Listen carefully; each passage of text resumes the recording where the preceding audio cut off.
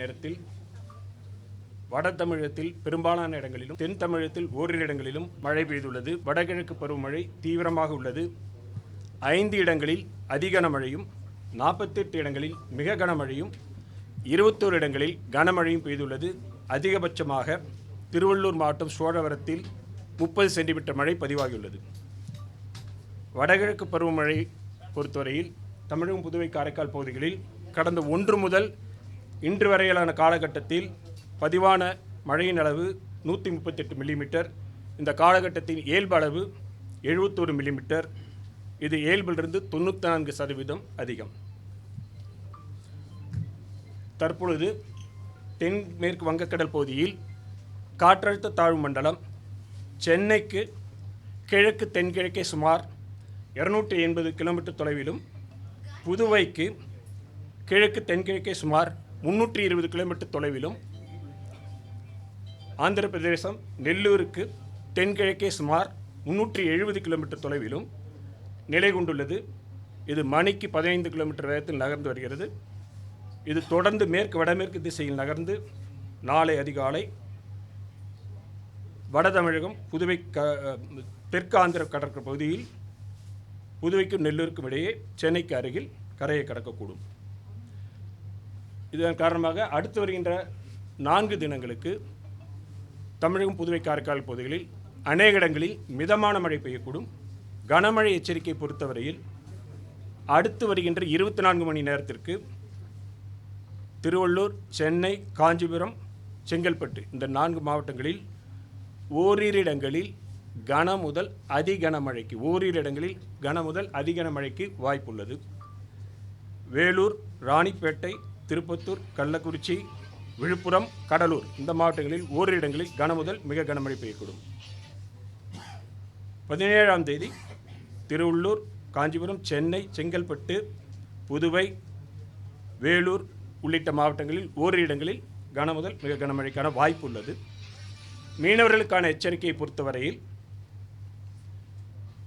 வட தமிழக கடலோர பகுதிகள், தெற்கு ஆந்திர கடலோர பகுதி, தென்மேற்கு வங்கக்கடல், மத்திய மேற்கு வங்கக்கடல் பகுதிகளில் பலத்த காற்றானது மணிக்கு 40 முதல் 50 கிலோமீட்டர் வேகத்தில், அவ்வப்பொழுது 60 கிலோமீட்டர் வேகத்தில் வீசக்கூடும் என்பதால் 16ஆம் தேதி முதல் 18ஆம் தேதி வரை இந்த பகுதிகளுக்கு மீனவர் செல்ல வேண்டாம் என்று அறிவுறுத்தப்படுகிறார்கள். ஓகேங்களா? ஆமாம். அதாவது ரெட் அலர்ட் என்பது, அந்த ரெட் அலர்ட் இப்போ கொடுத்துருக்குறோம். என்னென்னா, அந்த காற்றழுத்த தாழ்வு மண்டலம் இன்னும் கடலில் இருக்கிறது. கடலில் தான் இன்னும் இருக்குது. அது நகர்ந்து வந்துக்கிட்டு இருக்குது. ரெட் அலர்ட் காரணமாக எல்லா இடங்களிலும் 20 சென்டிமீட்டருக்கு மேலே பெரிய அளவில் மழை இருக்குன்ற அர்த்தம் கிடையாது. அந்த இன்னும் காற்றழுத்த தாழ்வு வலு இழக்கவில்லை, கரையை நோக்கி வருது. காலை பொழுதுக்கும் பகல் பொழுதுக்கும் இடையில் வேறுபாடுகள் இருக்கக்கூடிய சூழ்நிலை இருக்கும்.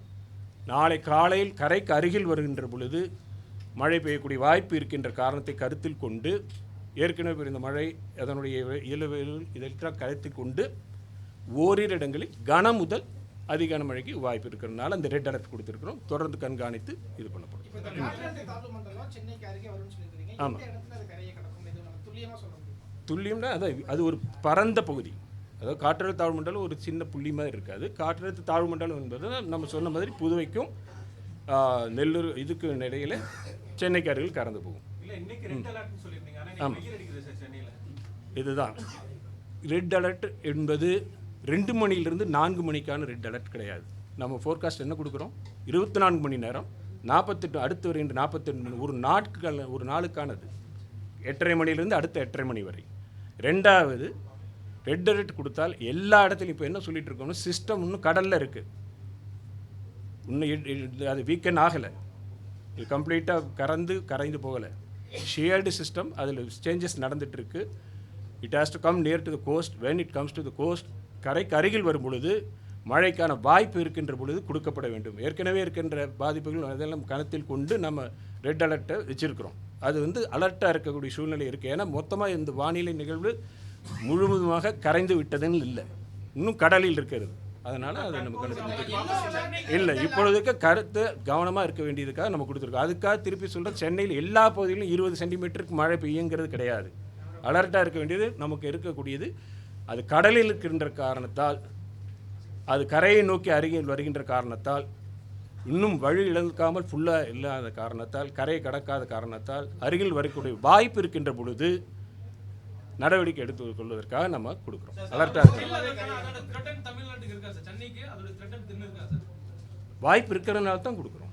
அதான் கரைக்கு அருகில் வருதுன்னு சொல்கிறோம் இல்லையா, நாளை காலை கரைக்கு அருகில் வரக்கூடிய சூழ்நிலை இருக்கின்றனால இப்போ நம்ம சொல்லி டிஸ்டன்ஸ் எல்லாம் கொடுத்துருக்கோம் இல்லையா. இன்னும் முழுமையாக டிஸ்டன்ஸ் அந்த சிஸ்டம் இல்லைன்னா கரையை கடந்ததுன்னு சொல்லிட்டு போகிறோம். 280 கிலோமீட்டர் கிழக்கு தென்கிழக்கு சொல்கிறோம். சென்னைக்கு அருகில் மேற்கு வடமேற்கு திசையில் நகர்ந்து வருது. அருகில் வருகின்ற பொழுது இப்போ மழை இல்லை அப்படி இருக்கிறது இல்லை. பட் என்ன ஒரு நாளில் டைரூனல் வேரியேஷன் என்று சொல்லுவாங்க. இயல்பில் சாயந்தரத்தில் பகலில் இருக்கக்கூடிய வாய்ப்பு இருக்கும். சீசனல் இதெல்லாம் கருத்தில் கொண்டு நம்ம ஒரு எச்சரிக்கை கொடுக்குறோம். மழைக்கு மட்டுமே சிவப்பு எச்சரிக்கை கிடையாது. ஏற்படும் விளைவுகள் மற்றதையும் கணக்கில் வச்சுக்கணும். ஒரு சிஸ்டம் இருக்கிற பொழுது, அது இன்னும் கடலில் இருக்கின்ற பொழுது, அது கரைக்கு அருகில் வருகின்ற பொழுது அலர்ட்டாக இருக்கும். அதுக்காக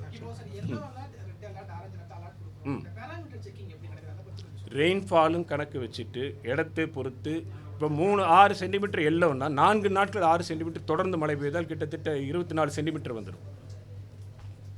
அதெல்லாம் கருத்தில் வச்சு தான் நம்ம பண்ணணும். ஒரு மாவட்டத்திற்கு எந்த அளவுக்கு மழை, இந்த மாதிரி சிஸ்டம் இதெல்லாம் கருத்தில் வச்சுட்டு அலர்ட்டாக இருப்பதற்காக கொடுக்கக்கூடிய எச்சரிக்கை. வெறும் மழையும் ஒரு இல்லை. ஆனால் மழையை மட்டுமே வச்சுட்டு இருக்க முடியாது.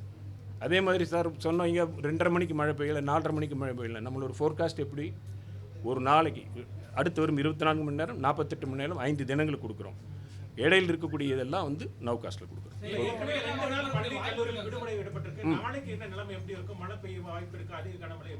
இப்போ என்ன சொல்லியிருக்கிறோம், அதுதானே சொன்னோம். வாய்ப்பு இருக்கக்கூடிய சூழ்நிலை இருக்குது. இன்னும் சிஸ்டம் நாளைக்கு காலை கரைக்கு அருகில் வருகிறது. அந்த சிஸ்டம் இப்பொழுது கடலில் இருக்கிறது. இன்னும் முழுமையாக வீக்கன் ஆகலை.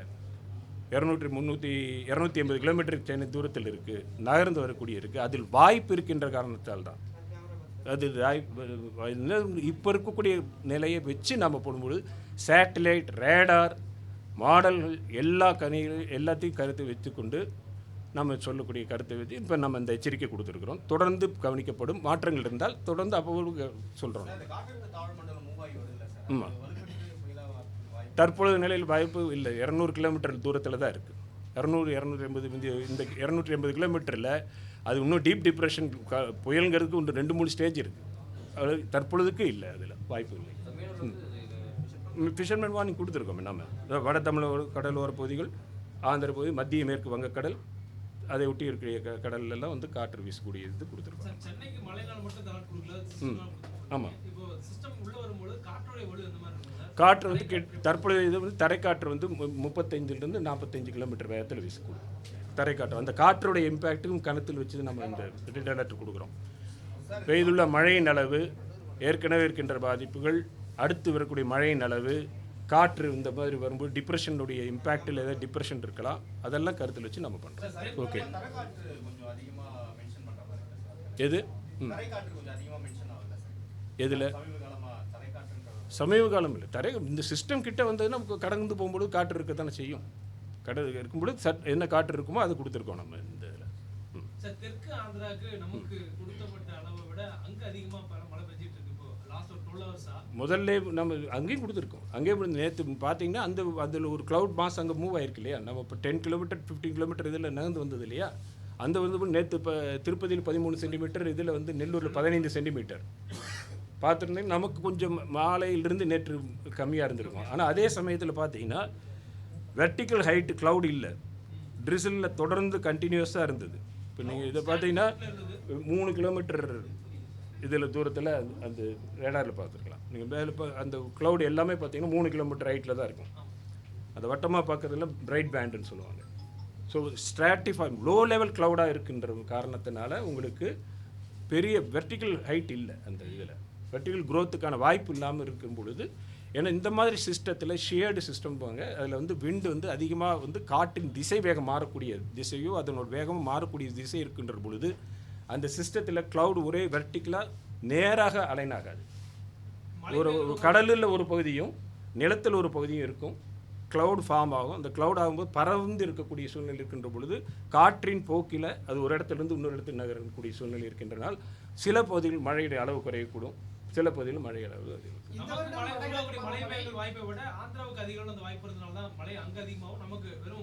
இங்கேயும் பெஞ்சிருக்கு இல்லையா? நம்ம ஒரு குறிப்பிட்ட நேரத்துக்கு அப்புறம் பார்க்குறீங்க, காலையிலலாம் நல்ல மழை இருந்திருக்கு இல்லையா? அதான் சொல்கிறேன், அந்த ஒரு 24 ஹவர்ஸ் அது அப்படியே நிற்கலை ஒரு இடத்துல. மூவ்மெண்ட்டு இருக்குது, சிஸ்டத்தில் மூவ்மெண்ட்டு இருக்குது. System is moving from one part of the ஓஷன்லேருந்து கடலிலிருந்து இன்னொரு பார்ட்டுக்கு நகர்ந்து போகுது. ஸோ அந்த எண்ணங்களில் இருக்கும்பொழுது இந்த விளைவுகளால் வரும்.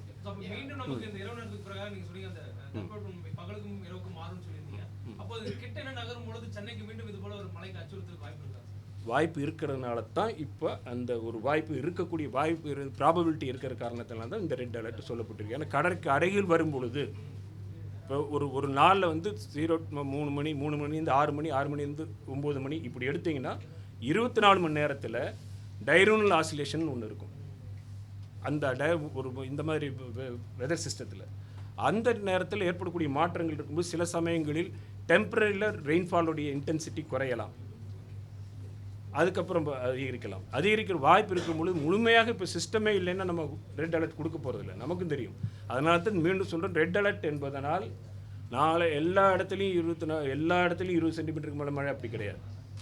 இந்த சிஸ்டம் இன்னும் கடலில் 280 கிலோமீட்டர் தள்ளி இருக்கக்கூடிய சிஸ்டம் கிட்ட கரைக்கு அருகில் வரும் பொழுது நிலத்தோடும் அதனோட இன்ட்ராக்ஷன் ஏற்படும் பொழுது மாய்ச்சல் வாய்ப்புகள் இருக்கிற பொழுது நம்ம கவனமாக இருக்கணும். அதற்காக கொடுக்கப்பட்டது.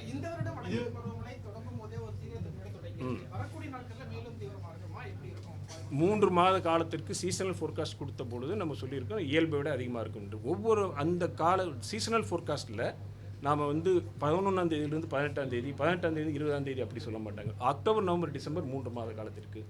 மற்றபடி வரக்கூடியது ஒவ்வொரு வியாழக்கிழமை 4 வார காலத்திற்கு பிறகு வந்து டெய்லி ஃபோர்காஸ்ட் பண்ணுறோம். அதில் உங்களுக்கு இது வரும்.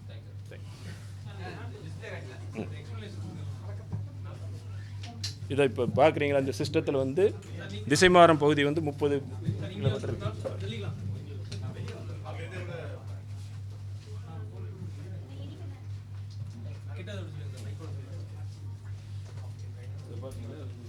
சேட்டலைட் டேட்டா அப்படி உங்கள் சிஸ்டத்தில் வந்து கடலுக்குள்ளார தான் இருக்குது. அது ஃபஸ்ட்டு சென்டர் வந்து இன்னும் கடலில் தான் இருக்குது. ஐஜிகாரில் இருந்து நமக்கு கிடைக்கக்கூடிய விண்ட் ப்ரொஃபைல் டேட்டாலேருந்து பார்க்கும் பொழுதும் கீழ்ப்பகுதியில் ஈஸ்டர்லி விண்ட் இருக்கிறனால கிழக்கு திசை காற்றில் இருக்கிறனால தற்போது நமக்கு இருக்கின்ற விவரங்கள் சேட்டலைட் டேட்டா இதெல்லாம் ரேடார்லாம் வச்சு பார்க்கும் பொழுது இன்னும் அது நகர்ந்து கொண்டு இருந்தாலும் நம்ம கடலுக்கு உள்ளதாக இருக்குது.